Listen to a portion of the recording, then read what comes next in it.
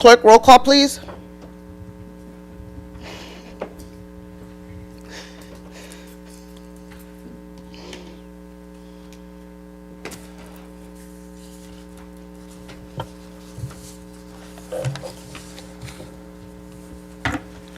Alderman Barbosa, Present.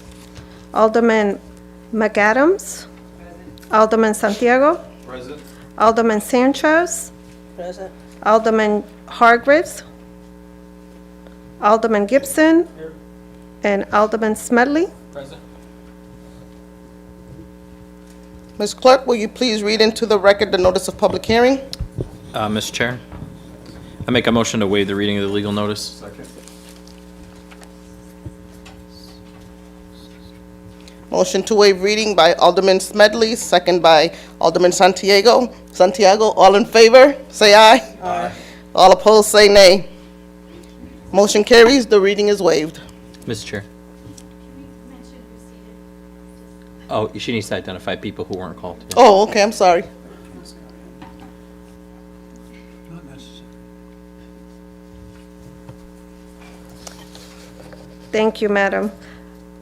You have seated this evening Alderman Candace Scott and Alderman McNamara. And you have a quorum. Thank you.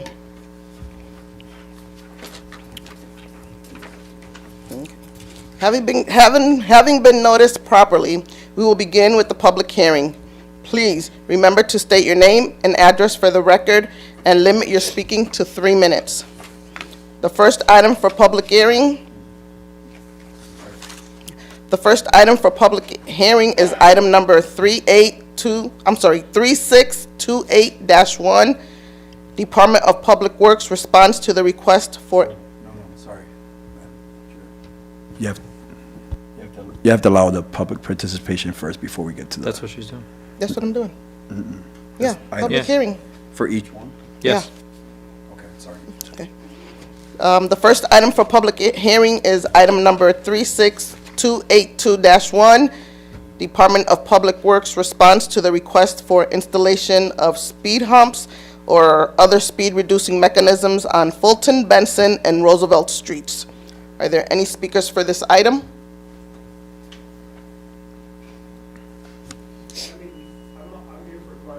We're going to call you up after.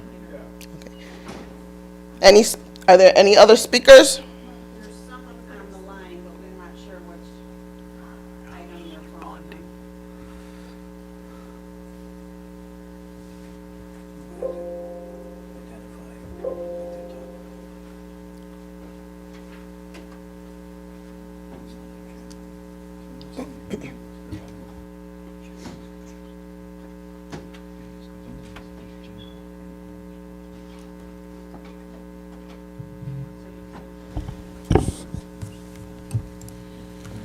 Hello, is anyone on the line? I guess not. Okay, we'll continue. Are there any other speakers for this item? Seeing no speakers, we will move on to the next item. The second item for the public hearing is item number 36304. Amend section 23-141 of the Code of Ordinances to provide exceptions for faulty equipment regarding water meter readings. Are there any speakers for this item? Are there any speakers for this item? Are there any speakers for this item? Hello? Yes, State your name and address, please. Yes, I can hear you. Can you hear me? I'm barely breaking, I don't know why, but I can barely hear you guys. I'm Charlene Smith, Flower Street, New Britain. Okay. You can go ahead. You have 3 minutes. Well, the water readings seem to be faulty. It seems like when they come and read the meters, they're not reading them correctly, because the usage is very high when it's only one person now. The readings used to fall in the, like 400, no more than 600. but it's been much higher. So there must be something wrong with the reading. Like when I do work in this area, that's when the water bill seems to raise.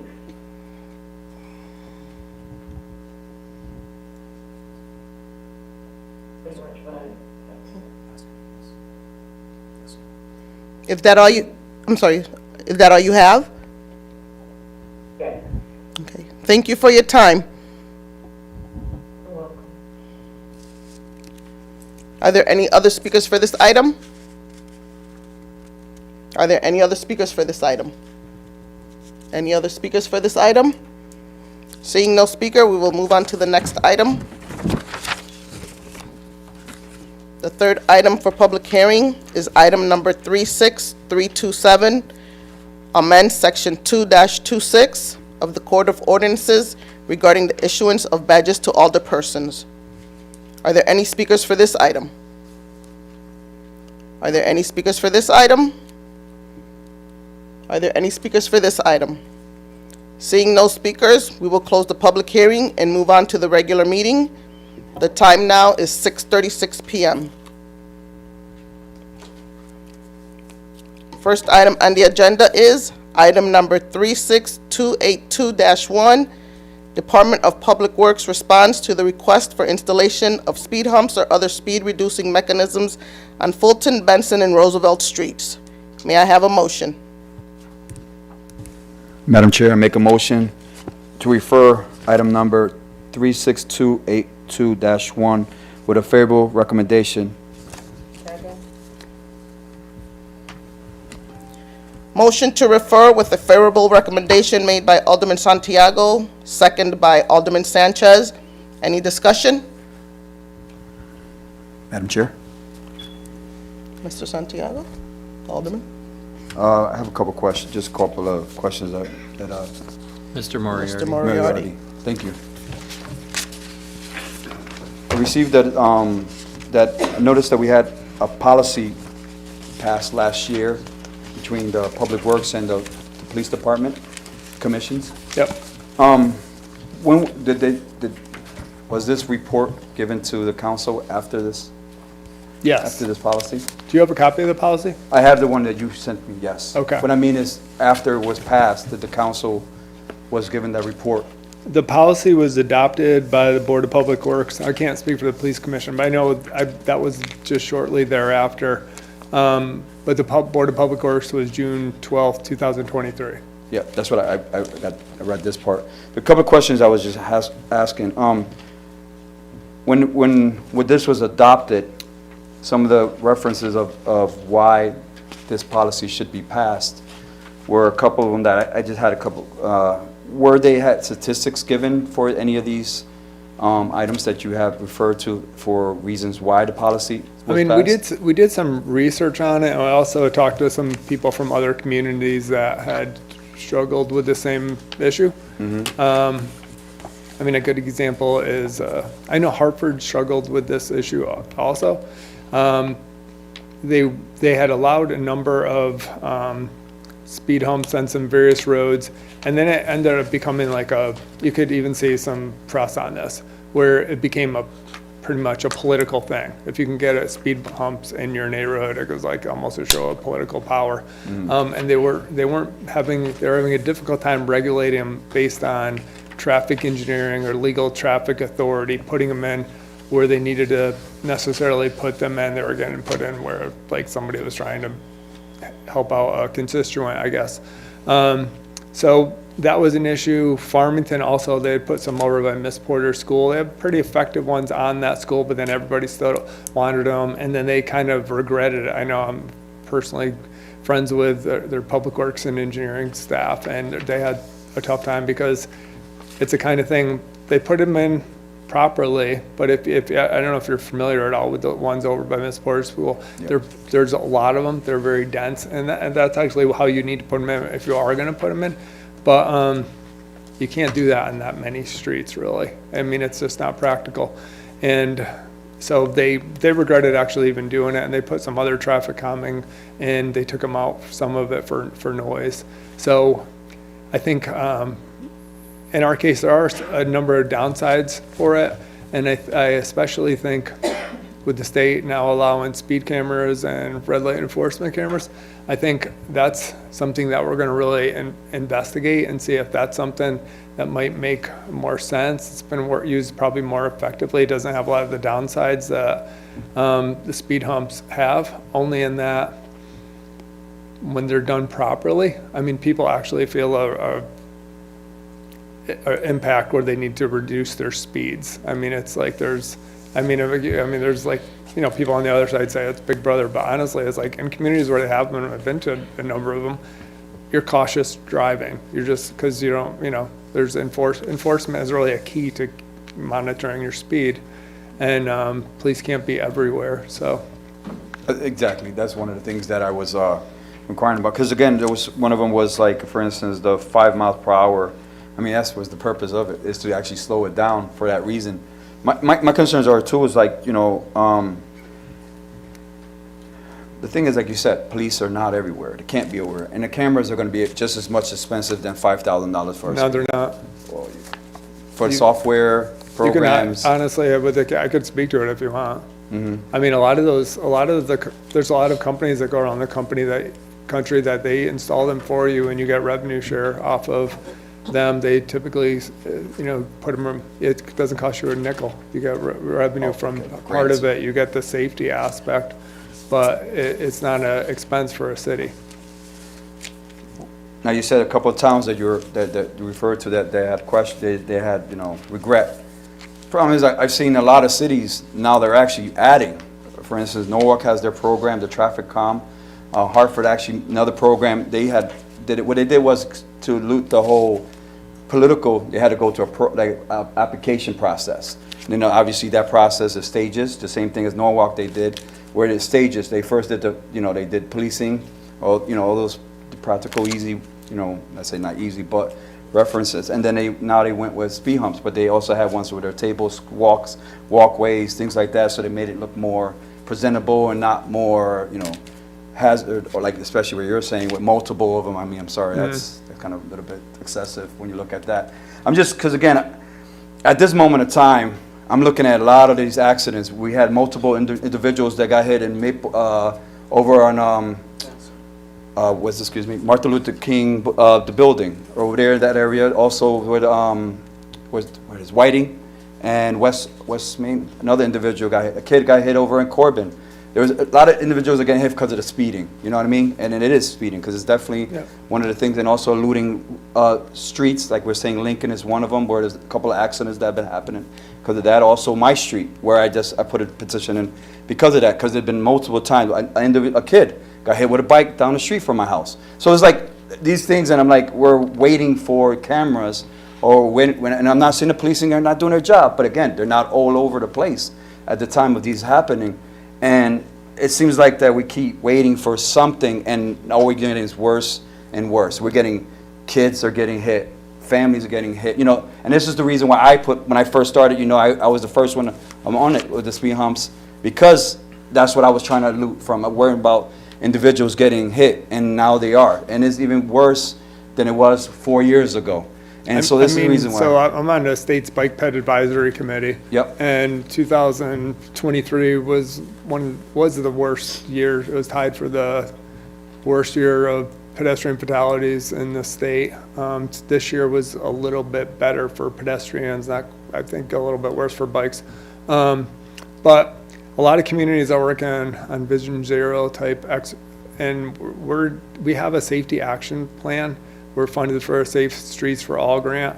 We're going to be looking, and we actually have consultants that we're going to be hiring for that. We have about over $400,000 to do this study. And it will look at 5 years of accident data at every location where we've had crashes. So anywhere in the city that's a high frequency crash location, we're going to be looking at countermeasures that we could put in place to address the accidents. So, and this isn't going to, I'm going to head this project, but it's going to have a lot of community involvement. There's going to be a task force that's working on this jointly. So this is something that we're going to be looking at the specific locations, and then also looking at ways we could mitigate the crashes, whether it's through an engineering design at that particular location or like other methods. I mean, even if we don't put something in vertically, you could bring the curb in, you could put bump outs. That's what we're gonna be doing on Arch Street with the Arch Street project, trying to put safer pedestrian crossings. So we are looking at a lot of these things. A lot of the things we've done downtown were specifically to make them safer for pedestrians. Yep. I mean, I think what we also need for pedestrians, for what I've seen, because there's 2 times in the past 3 months, I've had somebody walk in front of me on a green light in black, and I was like, I could have hit that person easily. I would have felt awful for the rest of my life. And I think we do need to figure out something. I mean, I think too many pedestrian accidents are like, you know, we need to have pedestrians mindful of the laws also. Absolutely. And I'm not sure, you know, that's a tricky one, but you can't engineer, or that's a problem. You can't engineer your way out of every single situation, unfortunately. But it's something, you know, I'm passionate about this, and something I'm hoping that when we look at this plan, we come up with some good ways to mitigate, you know, further accidents for bikes or pedestrians. Because again, like you said, Arch Street, I've seen that you put those white, as temporaries just to see how that study would Yeah. work. And I noticed a couple of times that buses was hard for them to actually turn in those corners. Because again, Arch is not that narrow, it's not that big itself. So when you even condense it even more, especially when you got transit busing and you have the school buses, and some of those areas are like really tight. And again, those could be chances for individuals to get, you know, not paying attention. But that's not out, because again, we can't predict anything of that nature. I'm just saying that one, I've seen some buses were having issues turning around those areas, so we might want to have to talk about that one too. It's a balance, like Yeah. literally of making more space for pedestrian and shorter distance for pedestrians crossing, but also accommodating larger vehicles, because you could, if you accommodate every large vehicle movement, your streets are gonna be so ungodly wide that if you're trying to cross as a older person or a person with any kind of disability, it makes it incredibly worse. So you got to balance between accommodating large vehicles and accommodating people that are walking on the ground. And people that are walking around your town are much more important to the health of your community than, so it's a balance. So we try to do that. I'm just saying, you have the ambulances that's actually in that area too. Yeah. You have the school buses, because you have a lot of heavy residential area in that area. So like, I know you're saying they're trying to accommodate more for the pedestrian, because again, I'm just looking at it as in that area is very heavy, you know, between the ambulances and school buses, transit buses. So those areas, you know, I mean, they use it. And so On I'm the just saying- 29th at the Police Community Center, we're gonna have a design workshop for Arch Street, where I already reached out to, you know, every business, the Friendship Center, the Britain EMS, HRA, everybody, to make sure that they're there so we could talk about Arch Street and what we're planning on doing there, and make sure everybody's at the table, kind of figuring it out jointly, making sure we're doing something that, you know, meets the best needs for everyone. I'm sorry, let me, we'll go back to the speed hump thing, because we went back farther. Just a quick, now, is this policy permanent, or this can be reversed if there was because again, like you said, if your studies came back that I think that speed humps or some kind of elevated area so that it could kind of deter some speeding, would that be possible to be reversed on this policy? Or is this just something that just permanently decided? I'm not sure about that one or how to answer that one. I know that, you know, we did pass this as Board of Public Works. It's like, I think this is as much a legal traffic authority. They're the ones with the real teeth on traffic issues. So it was jointly passed. I'm just not sure. Okay. Thank you, appreciate it.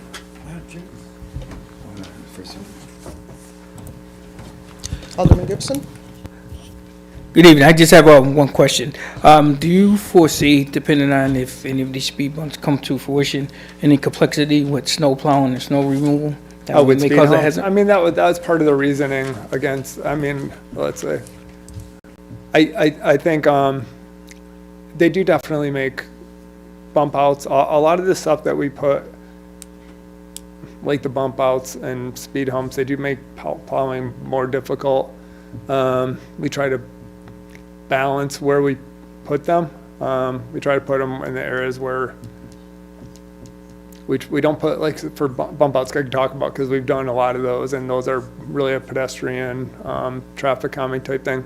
We put them mostly just in the downtown area. We couldn't do them everywhere because it would be really hard for our plows to cover every street with them. I think that, you know, the speed humps, they do make it more difficult for plowing. They could make it more difficult for just stormwater drainage, which is a big consideration, and yeah, they're more difficult for like fire, police response, things like that too. But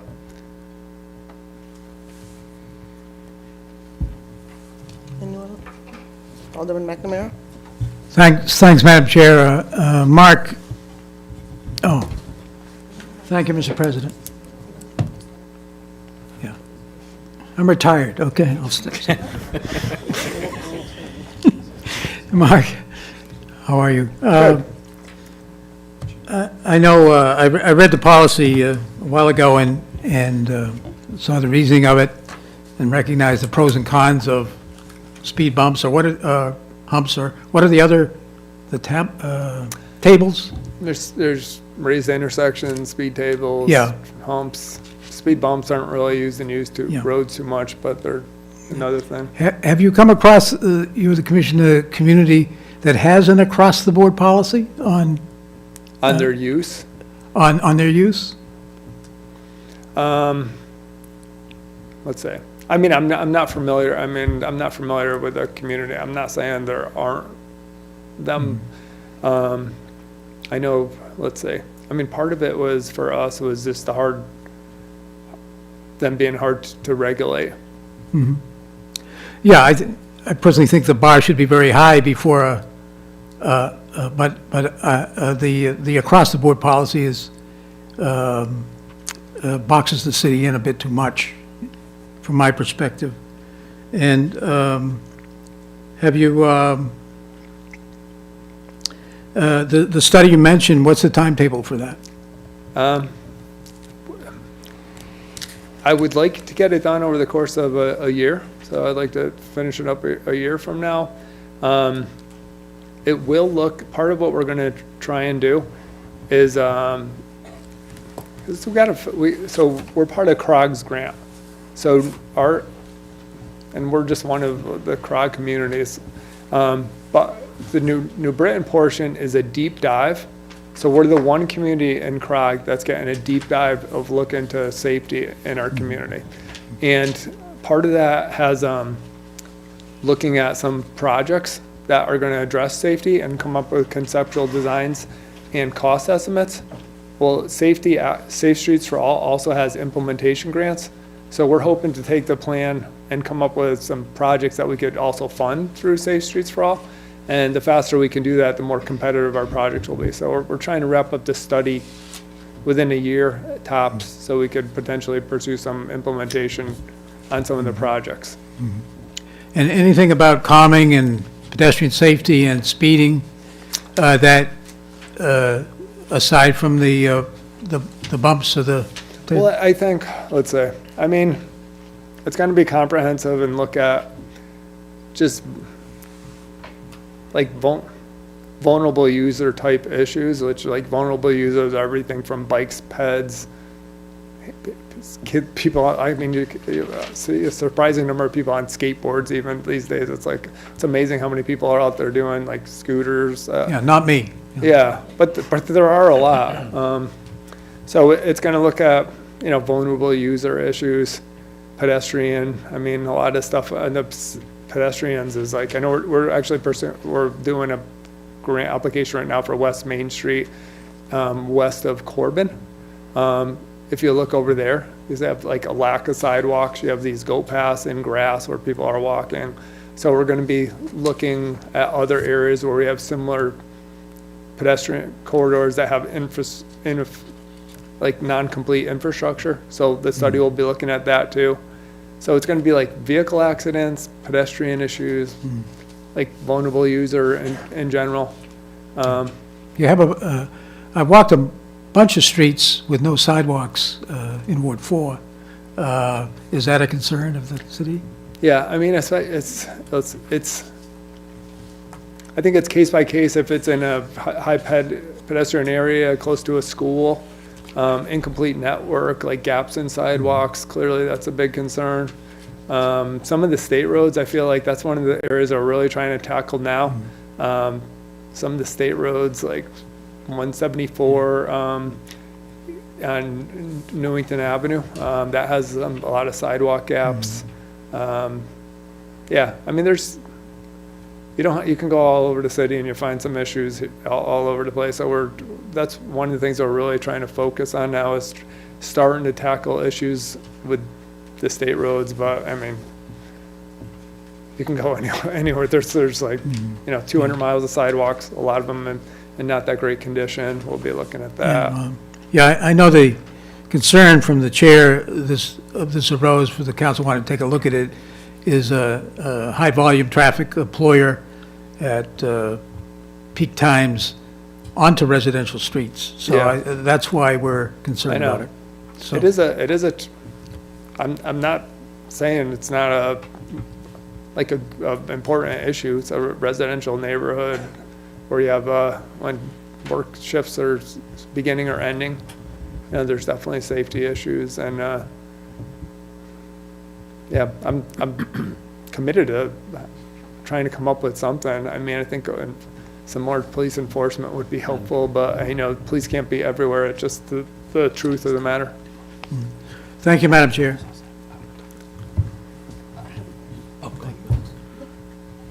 Through you, Madam Chair, thank you.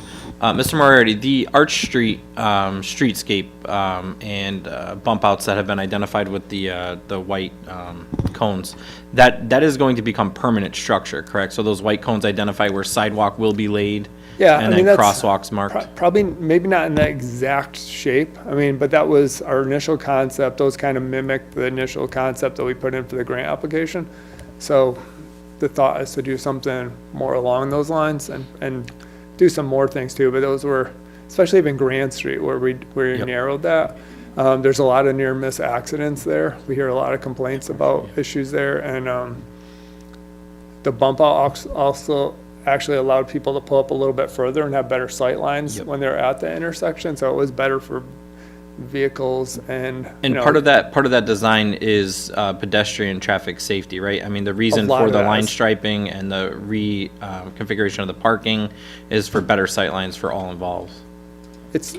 I mean, it's a complete streets project, so we're trying to balance that street is very vehicle centric, and we're trying to balance it so it's better for people, pedestrians, still accommodating vehicles, but better accommodating everyone. Thank you. Madam Chair, just a statement. I think I agree there is an issue, especially the way Alderman McNamara just worded it. It's a highly trafficked employer in a residential neighborhood. I just don't want us to get stuck on the speed hump or speed bump idea, because I think that we'll have more problems down the road, as identified by Mr. Moriarty and in other communities that we've seen where speed bumps become an issue. We have a police department, and they take requests at any time from any alderperson or the public at that matter, for concerns of speeding or traffic control issues, and they will send the traffic department out to do some extra enforcement or to study the traffic pattern and report back, through a petition to us about the number of vehicles or things like that. So we have the ability to ask for that information, and I don't know that has been done yet in this neighborhood or this area. I've seen it done in Eddie Glover Boulevard at the request of myself because of this same situation, speeding through. It's a straight away. So they come out for a couple weeks and they do some speed enforcement, and guess what? It slows people down right away. Sometimes it's just their presence that helps as well. And That's one avenue. The second avenue is signage. A petition could be requested through the Public Works Department to ensure that the signage is noticed properly. Is the speed limit posted every 200 feet? Like, I don't know what the number is, how many feet it's supposed to be. But, and, you know, other traffic calming signs, slow children at play, because obviously there's a park and 3 schools right there. So I think we should investigate some of these other avenues as well, is my point. Thank you, Madam Chair. I have a question. There are speed limit signs posted at 20 miles per hour. I think that's still a little too fast. But my question was, do we currently have cameras in New Britain? Cameras for enforcement? No. No. And it requires OSTA, I mean, DOT just put a policy out at the beginning of this month that speaks to, so any cameras for enforcement require DOT through OSTA approval. So I think part of the plan that we'll do is we'll identify where they could be effective. And I mean, I think if it's, I don't know if it's gonna go forward or not, but, but then we require DOT to approve those cameras, so, and there's a lot of limitations on them actually too.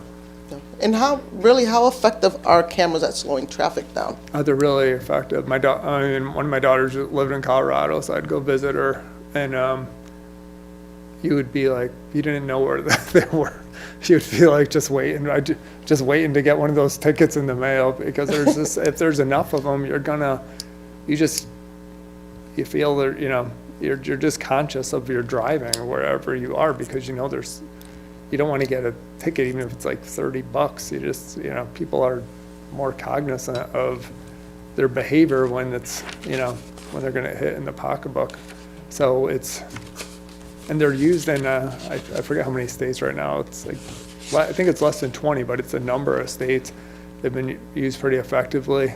A lot of times, these people put them in school zones especially, because I think that's a really area where you really want to make sure you have safe speeds being observed. So a lot of places, a lot of communities, they maybe try that first before they really go too far with it. They look at it, enforcement in some school zones. So it's tricky to, I mean, driver behavior is tough to regulate these days, and a lot of people say there's not enough, especially in Connecticut, there's not a lot of traffic enforcement, and it's driver behavior's gotten worse.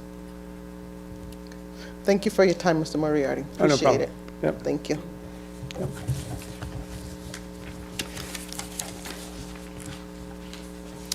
Any further discussion? Thank you. Seeing no further discussion, the motion is to refer with a favorable recommendation. All in favor, say aye. Aye. All opposed, say nay. Motion carries. The second item on the agenda is item number 36304, amend section 23-141 of the Code of Ordinances to provide exceptions for faulty equipment regarding water meter readings. May I have a motion? Madam Chair? Yes, Alderman Santiago. So I make a motion to accept and refer to the full council with a neutral recommendation. Second. Item number 36304. Second. Okay. Motion to Okay. Motion to refer with a neutral. Motion to refer with a neutral recommendation made by Alderman Santiago, seconded by Alderman Smedley. Any discussion? Madam Chair, Yes, Mr. Santiago. I make a motion to table. Second.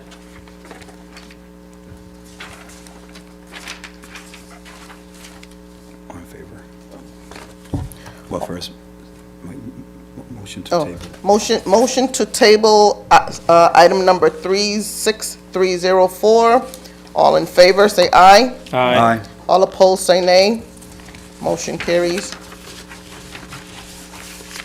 Third item on the agenda is item number 36327, amend section 2-26 of the Code of Ordinances regarding the issuance of badges to alderpersons. May I have a motion? Microphone, please. I make a motion? Second? It needs to be complete. I make, yeah, I know. I make a motion to refer back with a favorable recommendation. Second.